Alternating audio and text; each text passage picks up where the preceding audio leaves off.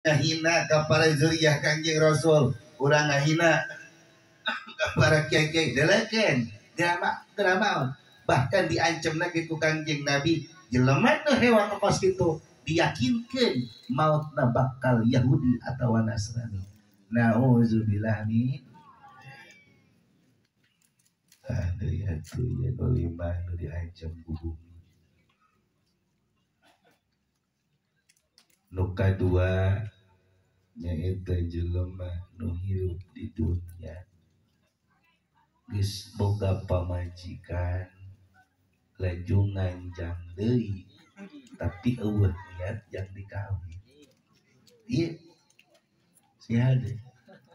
Urang geus boga pamajikan laju di Cibadak papan loba embah ieu. Betul kan? Betul.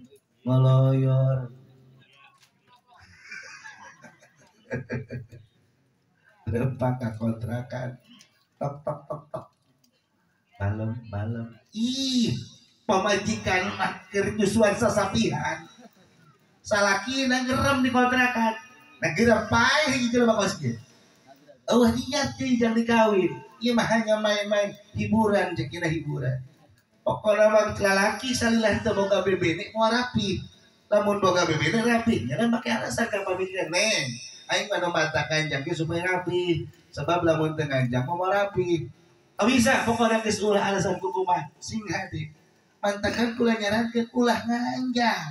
Mun geus boga pamajikan sakalian teh kawin. Betul? Betul? Cocok kan? Ya, alhamdulillahirabbil alamin. Aku ri urang ibarat. Ulah sing hade.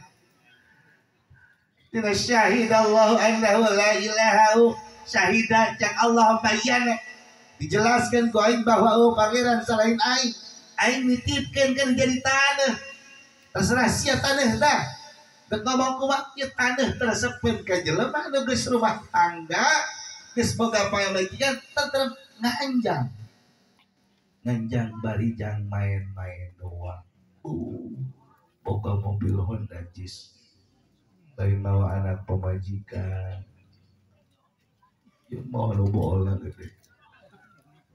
Iyalah jadi jemaah rahimakumullah. Sing ade aya 5 faktor 5 jelema nu teu disepkeun ku agama. Ieu di antara nu seperti kos ieu. Saha deui